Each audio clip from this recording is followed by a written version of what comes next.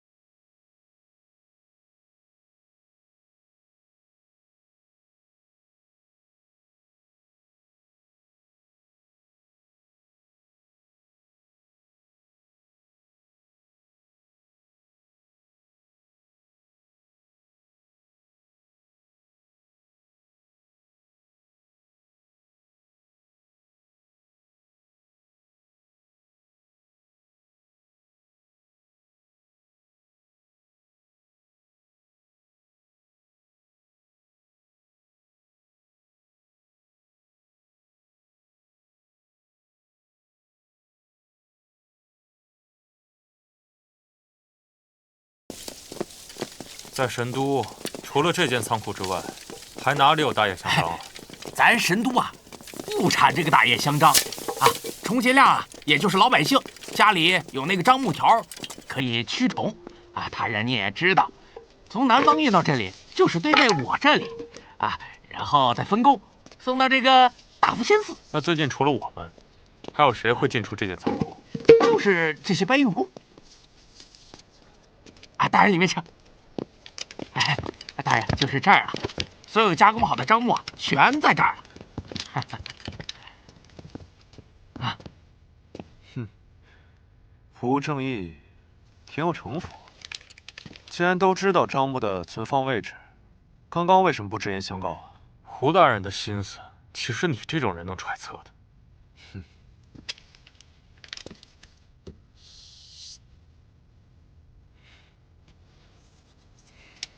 管事。哎，这仓库多久没有清洗过了？嘿嘿，瞧您说的，按照规定，我们每个月都要清洁仓库的。咱们这儿可有樟木的运输路线和停放的地图？有，小张，地图。啊，去不去？大叶香樟啊，不是本地树种啊。大人您看啊，这圣人啊要修建大福仙寺啊。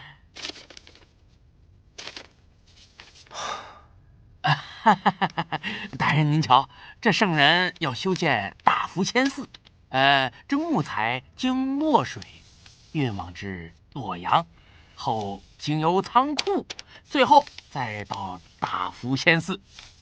大福仙寺。行了，交给我了，晚上回去等着我。来，哎，你怎么又走了？等上，等上。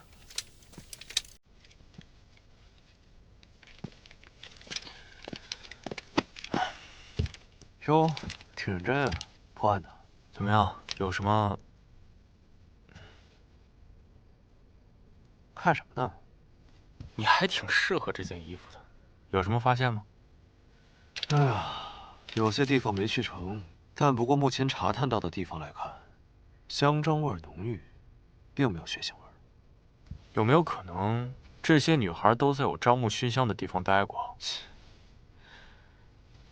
写着点啊，新樟木和旧樟木之间的味道是有细微之差的。闻了大福仙寺和仓库，可以很肯定的一件事，就是新樟木的味道。我姑且相信你的那套气味理论。那第一起酒楼的案子中，牡丹消失了大概半个时辰。我们减去放血用的1刻钟，还剩下3刻钟。你有把握在3刻钟内抱着人跑这样一个来回吗？酒楼到大福仙寺，不行；酒楼到仓库，也不行。让你也不行。那就是在运输途中染上的。那更不可能了。运送尸体的时候，尸体一定是被包裹住的，即便是遇上了，也很难覆盖到衣服上。那要你这么说，这3个地方都有可能成为杀人取血的地点。那凶手是怎么做到在这3个地方用半个时辰完成杀人放血的。倒是奇了怪了，哪儿出问题了？我知道了，你狗鼻子出问题了。谁是狗鼻子？你才是。总之，我会将此事禀告胡大人。我们应该还要去一趟酒楼，毕竟那是第一案发现场。或许我们疏漏了什么线索。还算有点聪明。走吧。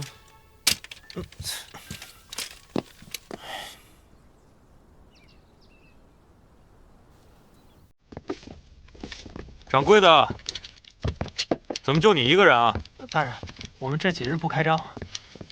无妨，我们就是来溜达溜达。啊，这福来酒楼在神都颇有名气，如今竟落得如此冷清啊！大人您也知道，发生那么大的事儿，客人们都不愿意来了，伙计们也都走光了，现在就剩我一个人在这打打杂什么的。杂役啊，这几日有没有什么可疑人员？别说可疑的了，人都没来过一个。啊，掌柜去哪儿了？掌柜的说他身体不适，在家休息呢。那天晚上凤凰来之时，有没有什么人突然跑出去了？记不太清了，我可能得想想。香传。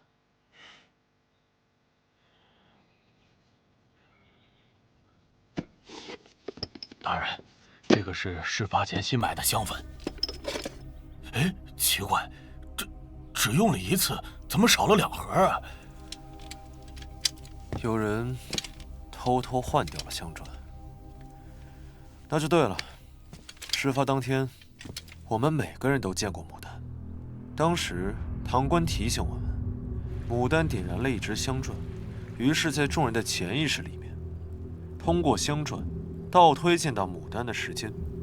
但殊不知，有人偷偷换掉了已经燃烧掉一半的香篆，如此便在众人的潜意识里面缩短了牡丹失踪的时间。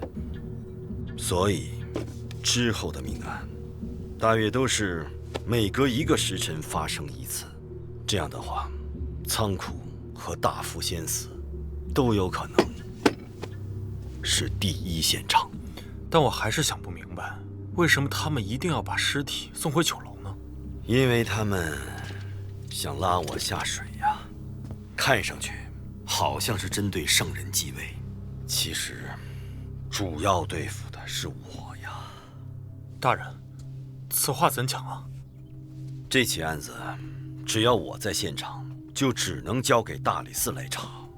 这起案子还牵扯着圣人继位时出现的凤凰祥瑞，我若查，必然会牵扯出圣人登基时的旧事；我若不查，军令状为先，之后便是革职。此案一箭双雕，看似拿捏圣人，实则也顺手除掉我。大人，当今朝中与您不对付的只有孙承请一党，可如果真是他干的，他就不怕没把您拉下水，反而把自己的荣华富贵给搭进去了。或许有什么无比重要的理由，使他即便丢掉自己的荣华富贵，也要把我拉下水。掌柜，哎，你说，这个仓库的钥匙，你们这儿都有谁有啊？只有杂役小郭他有。那他有没有可能交给别人？这绝对不可能，因为我一开始就叮嘱过他，如果他把钥匙借给别人，万一这仓库丢什么东西，我绝对饶不了他。他会借给那个堂官吗？那绝对不会。那个堂官呢，他虽然说平时比较勤快，但是他手脚不干净，这点啊，我们都知道。那牡丹宴开始前，杂役在什么地方？他应该是在后院忙活，平时他还做一些运输的事儿。他从什么时间开始来您这儿干活的？大概1个多月前吧。曾生，之前你们也查到，那个堂官也是1个月前才突然开始有钱的。是的。那杂役平日里有没有什么习惯呀？啊，他平时喜欢鼓捣些花花草草的，还有就是特别爱干净。花花草草。掌柜，方便您带我们去您后院看看吗？这个位置刚好可以看到死者的房间。那如果那天有人想要从这儿搬运尸体的话，就必须要先确保这个院子没有人。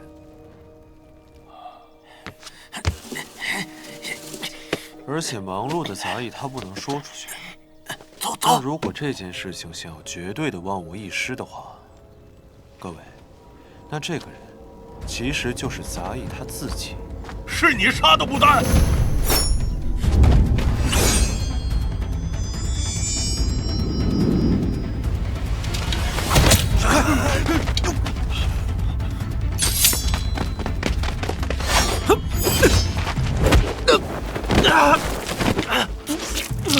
剑心兄弟，你没事吧？没事。别动，跟我回大理寺。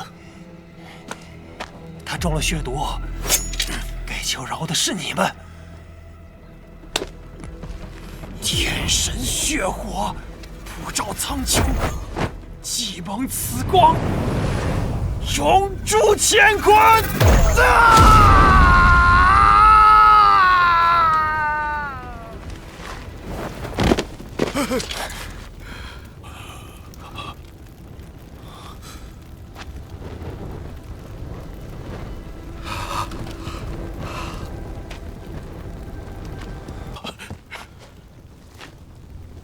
奇怪，这毒也无色无味，我未曾见过。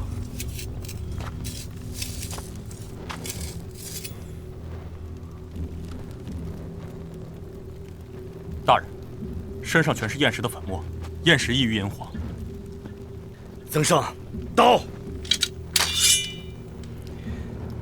跟我来。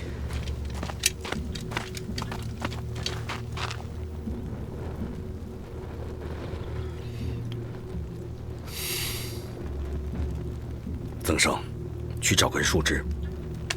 给，一会儿别喊出声，弄昏过去，我可不负责扛你。给我拿开！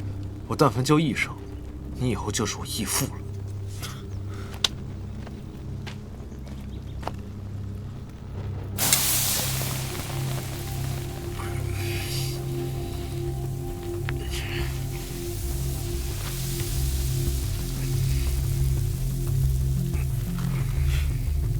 血毒，我有所耳闻，现在只是将它暂时封毒，短时间内不易扩散到全身。不过，这只是权宜之计，不能根除。无妨，我定会找到背后之人。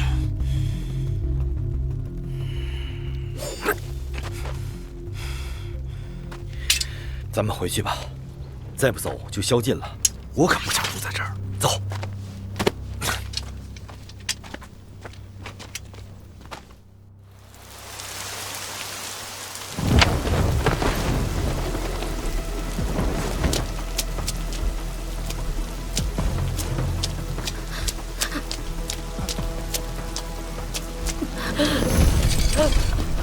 我呀，鬼啊！鬼！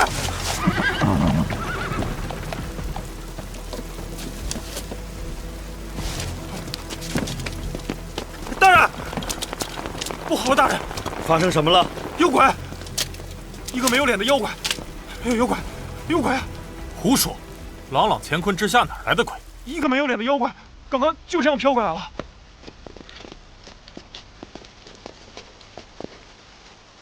这就是你说的没脸的妖怪？奇怪了，刚才确实没脸啊。伤口一致，都是失血过多而死。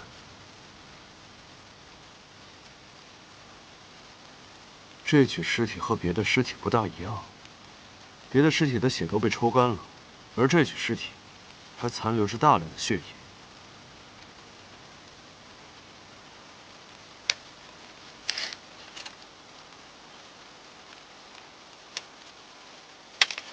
我们离开酒楼，不到半个时辰。这样算来，又出现了一个新的凶手。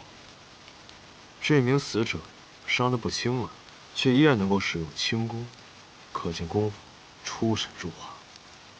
小小年纪竟有如此轻功，江湖上还有这种人物？道行大师的轻功很是了得。我听说他有一个女儿，自幼天赋异禀，继承了他的衣钵。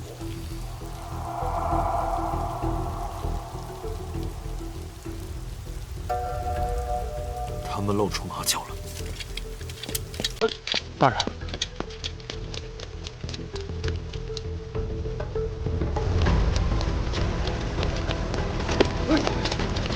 得到新奇花件儿。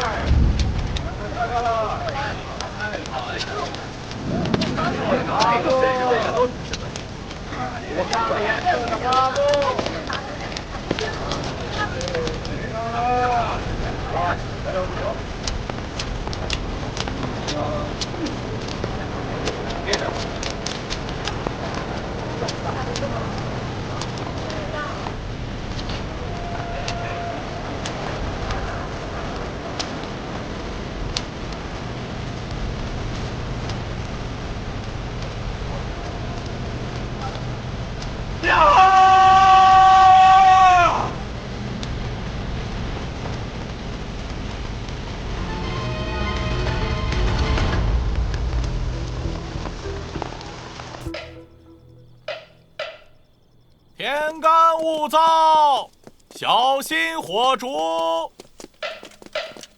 天干物燥，小心火烛。剑心兄弟，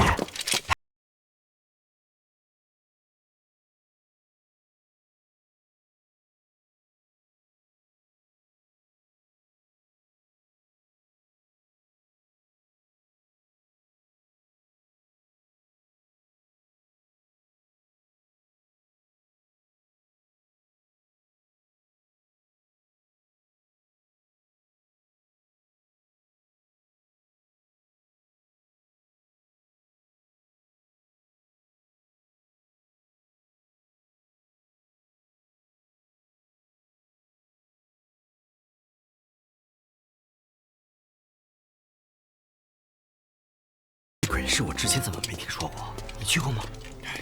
哪儿那么多话？爱去不去？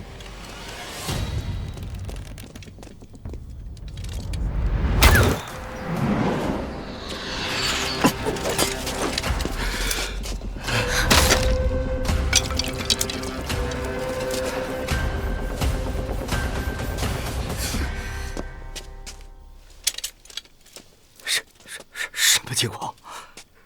剑心兄弟，你没事吧？无碍，竟没伤到。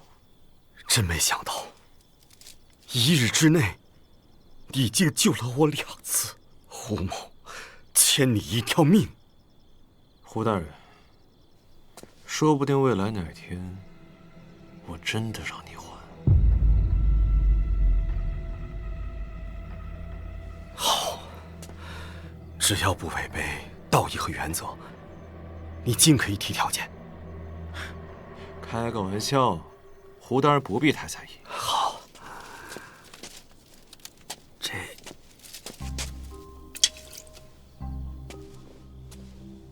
到底是谁要刺杀我呢？这支箭跟之前射入大理寺的那支形制是一样的，这是雀鹰的羽鸡。雀鸟通常都饲养在城北的萧山、军备司的老巢，估计是某些早就看不惯大理寺的贪官污吏，要趁机除掉我。看来大人在朝堂上面也不大会做人。你鼻子灵，你闻闻。哎呦，我又不是狗，你说让我闻我就闻。剑行贤弟，你都救了我2次命了，咱们是生死兄弟啊！啊，闻闻吧，啊，乖，闻出线索也好有防备啊，对吧？应该是桦木。桦木，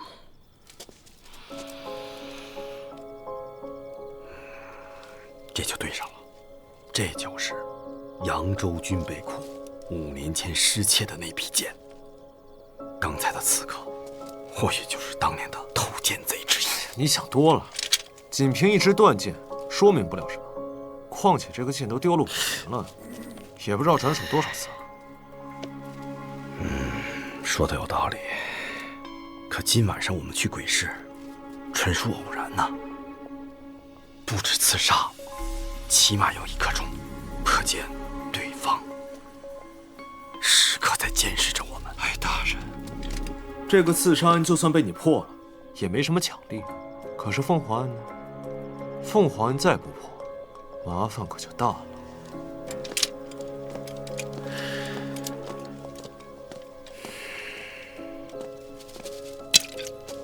等等我！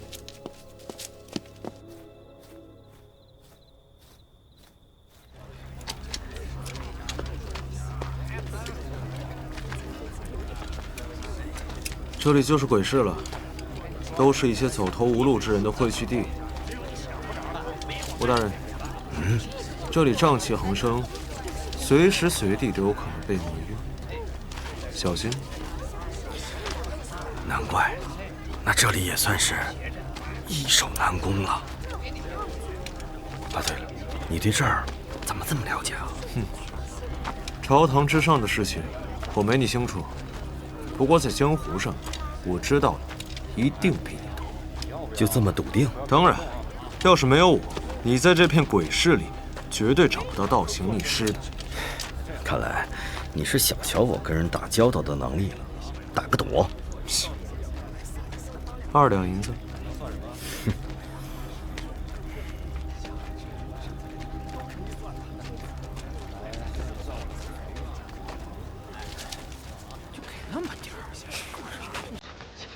这位大爷，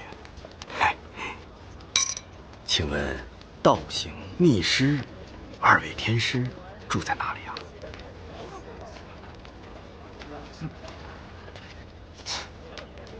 胡大人，他是不会告诉你的。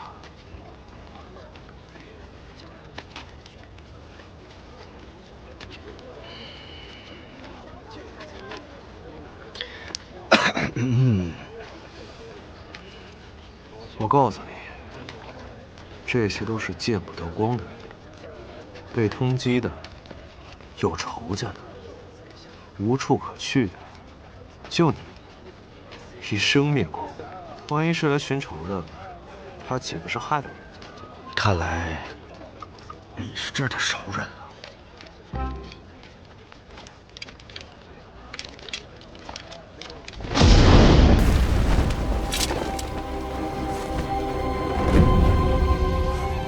胡弟，哎呀，胡弟，听说过。3年前，在江湖上陆续出现了5位武功极高的侠客，被人们并称为武帝。没想到你就是其中之一，厉害，厉害呀！过奖了。倒行逆施在何处？胡弟，小的领你去啊！走走走。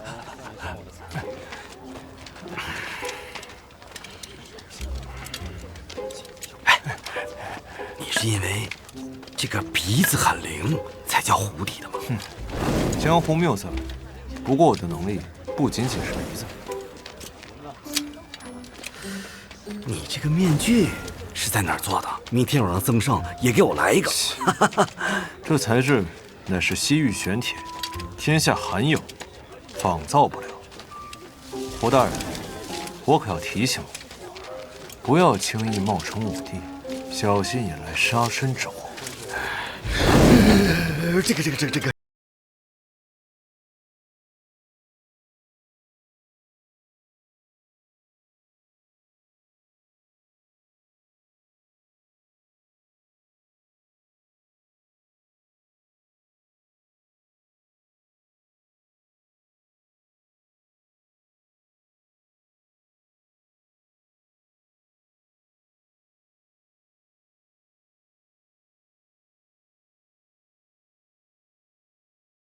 叫。比武擂台现在开始。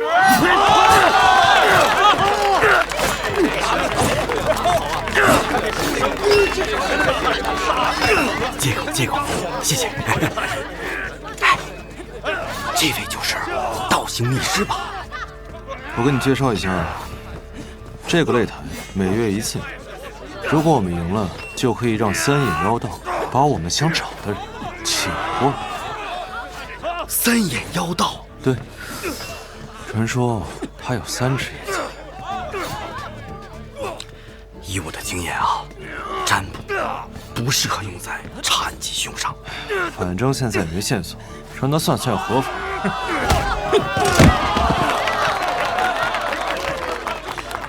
胜负已分，胜者归书生。下面还有挑战者吗？可你毕竟有伤在身，不适合再打擂台啊。不是还有你吗？胡大人，该上场了。好，选手已入场，比赛开始。这玩笑可开大了，我可不会打擂台。阁下善使什么兵器？在下不善使兵器啊。用我的剑。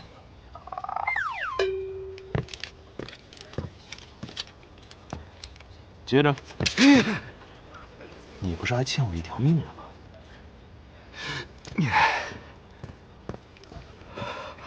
我误会，我认输。哎，在鬼市哪有认输的道理？既然上来了，你就是我的对手。这是最后一场，只要打赢我，你可就是内主啊！咱们点到为止吧，贤弟。好，那我们就点到为止。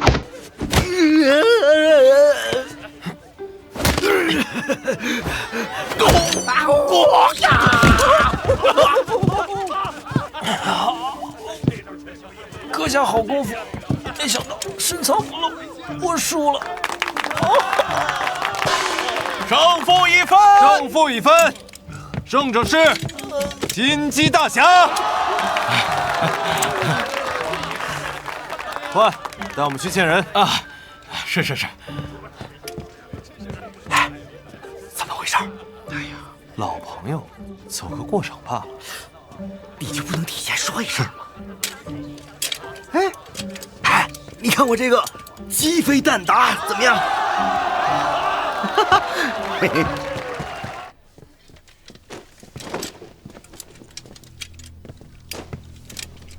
打赢了擂台，还使了诈。反正只要合您的规矩，不就行了吗？不会不给算吧？徒弟真会说笑。您来问我，我怎么敢不打？还谈什么规矩？你又认识？老朋友了。那你为什么让我打擂台？朋友归朋友，但人家的规矩也得遵守吧。既然是你的朋友，这规矩怎么不是你守？这擂台怎么不是你打？你们想问什么？凤凰案背后的真凶到底是谁？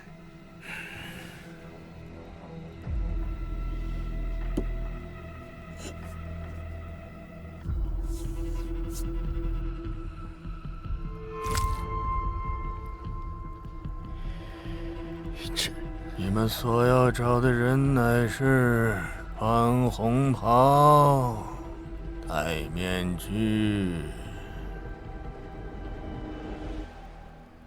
戴面具，穿红袍，戴面具，什么意思啊？在江湖上，像你这样戴面具的人多吗？武帝行走江湖，都是以面具示人。江湖上的人，只识面具，不识人。难道说是武帝其中的某个？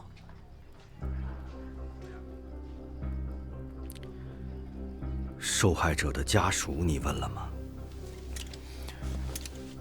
道长，道行逆师2位前辈您方便？儿女我是，踏了上，谁是地道？断腕10岁他，把药定因我。天师刚才说是我女儿，到底是谁杀了她？他一定要让这个人碎尸万段。你是大师，为什么这么说话？魔入火，走宫炼，正一后。这句我好像听明白了。早炼不是那个走火入魔，后遗症是吧？但令爱在江湖上有没有跟谁结过什么仇啊？这过起提儿女、教神血和法大玉血。我女儿提起过血域大法和血神教。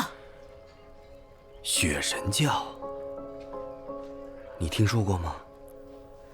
那看来突破口在这儿了。那些死者的身上都有种浓郁的血腥味儿，看来他们死前是在一个满是血的地方待过。对了，女儿之前提起过，她发现一派邪教要害人，她说需要调查，我都劝她不要再多管闲事了。没想到，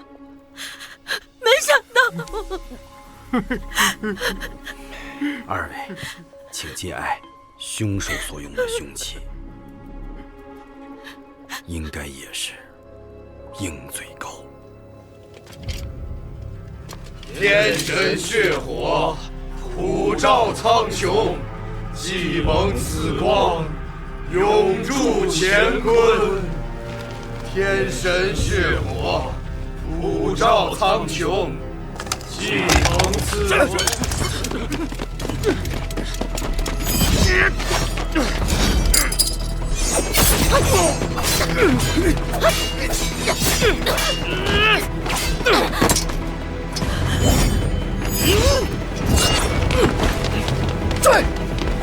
令爱负伤后，本已逃离险境，却因为凶器上沾有血毒，令血液无法凝结，失血过多，最后死在了大理寺的门口。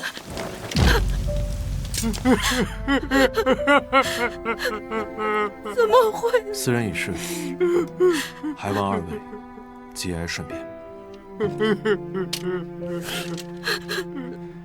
这柄纯阳剑是在令爱身边找到的，现在归还给二位。这剑您留下吧，还望虎帝大人能挟此宝剑，手刃凶手，替我们报丧女之仇。我的女儿，我的女儿。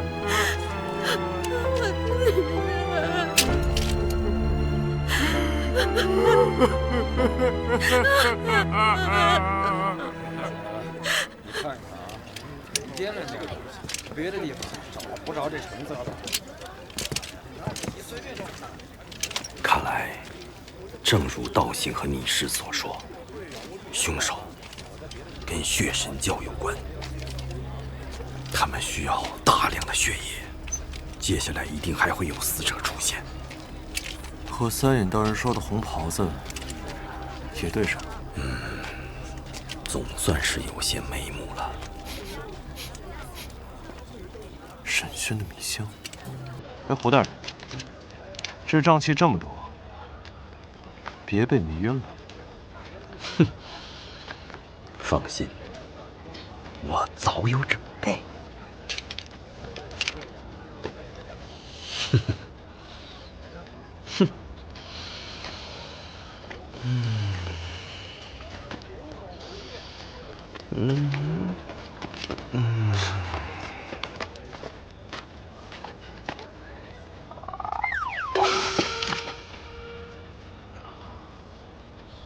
胡正义，胡正义，你看看啊，掂量这个东西，别的地方找不着这成色的。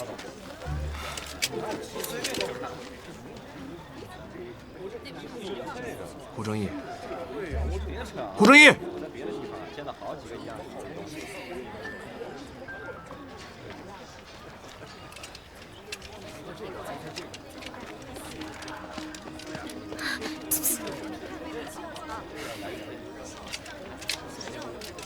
你没事吧？长话短说。你刚才为什么要替他挡箭？多好的机会啊！我现在就杀了他。还不是时候。胡正义要帮我查当年的李家旧案，我倒要看看他能找出什么名堂来。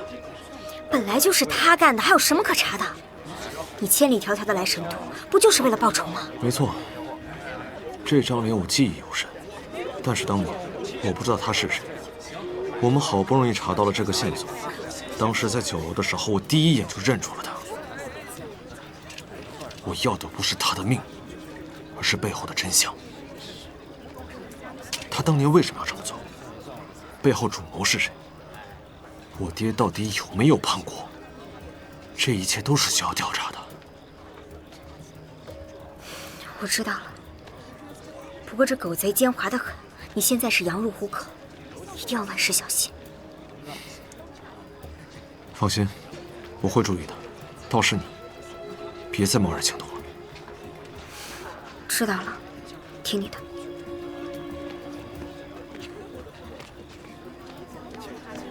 鬼书生见过胡定。刚刚和胡正义比试的时候，他到底是真不会功夫，还是装的？胡正义关节僵硬且筋骨疲软，不像是习武之人。你让鬼书生专门从瑶州过来测他？再会隐瞒的武林高手，那也瞒不过鬼书生啊。那倘若刚刚在打斗中，胡正义真的显露了武学呢？那就不必再和他周旋了。他的性命将会终结在这片鬼市里。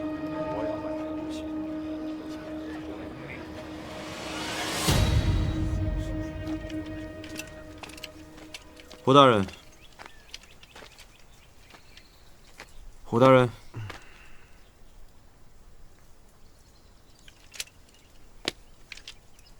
胡大人上朝了。臣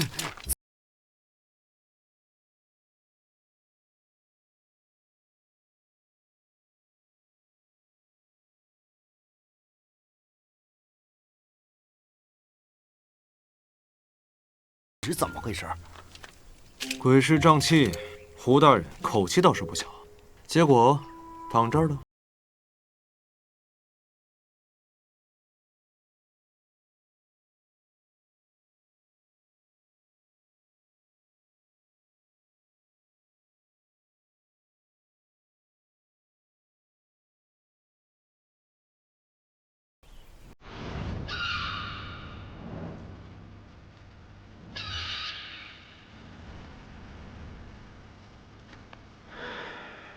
只可惜我这命啊，也不知道还能硬几天了。少矫情了，走了。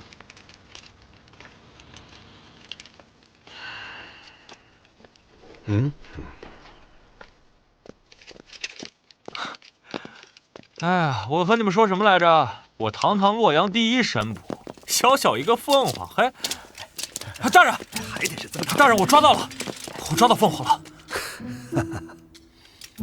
这哪里是什么凤凰呀？这明明是只鸡呀！这明明就是凤凰。小曾啊，我看你抓凤凰是抓魔怔了，连烧鸡都能当凤凰。大人您看清了，看再清，这也是只鸡。待会儿加餐，大人最喜欢吃的就是鸡了。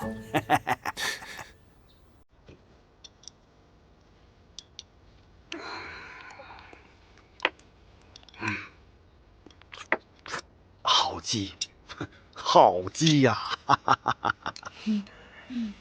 大人，味道不错啊，不愧是洛阳第一神捕，这抓鸡的本事倒是一流。那也是我做的好吃。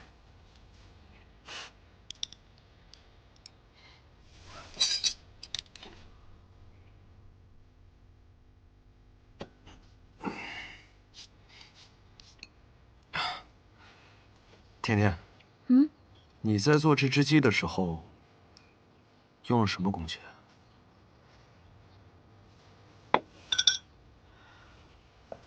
这个，这不是切尸体的刀吗？你猜对了，鸡肉也是鸡的尸体嘛，再也没有比我这把刀更适合切尸体的啦。有道理。接着吃。吃。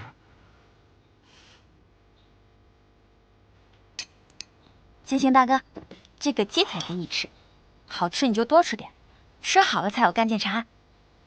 谢谢。大理寺查不到的，你凭什么能查到？吃饱了才有力气查案。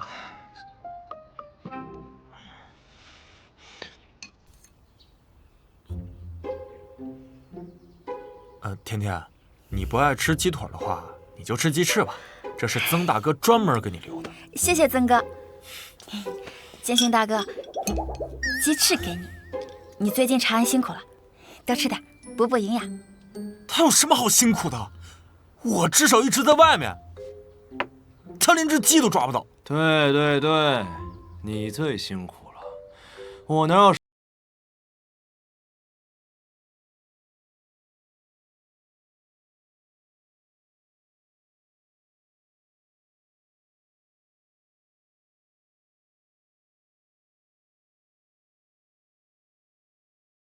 什么证据啊？你看见了？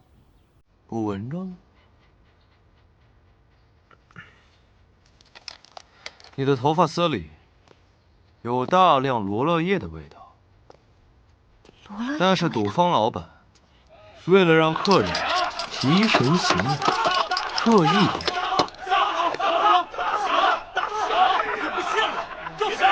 大家好好想想，赌坊里面人多不通风，这衣服上有大量的汗渍味儿。这衣服上的汗味说明我不爱洗澡。那罗勒叶是我个人爱好。说的确实有道理。你们来看，这脚底板下面是赌坊里喷漆，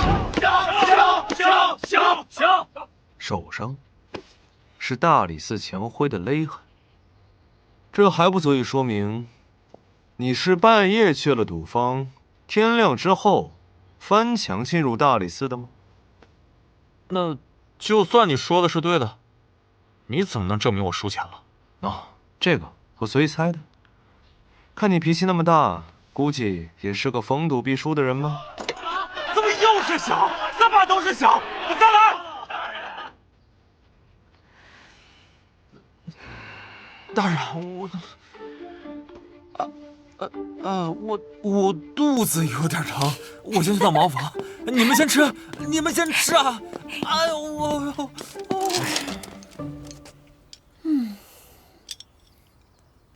我怎么感觉这个味道有点怪怪的？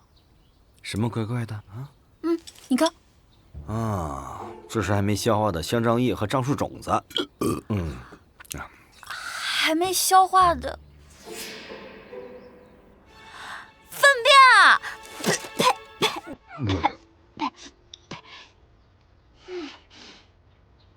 这是大叶香樟，大叶香樟，血沈胶，凤凰案，所有的事情全部联系到一起了。那天我循着味道追到了择善坊，择善坊的后面是福善坊，大叶香樟的仓库就在福善坊内，而道化坊也距离福善坊非常的近。大叶香樟在运到仓库时是有叶子的，而这些叶子会在仓库处理掉，木材再运到大福仙寺。所以贾凤凰想要吃到大叶香樟的叶子，全洛阳城只有这个仓库有。我认识这种假凤凰，它叫赤灵鸡，说是鸡，实则为鸟，外貌像极了凤凰。之前的凤凰祥瑞恐怕用了同样的手段。不过现在染上了人命，变成了不祥的征兆。能把鸡包装成凤凰，这个人到底用了什么手段？几年前，有一桩奇事，在神都颇为轰动。各位看官，现在到了我们戏法班最精彩的节目——火焰鹦鹉。火焰鹦鹉？什么回事？什么是火焰鹦鹉？这是……各位睁大眼，千万不要眨眼，看好了。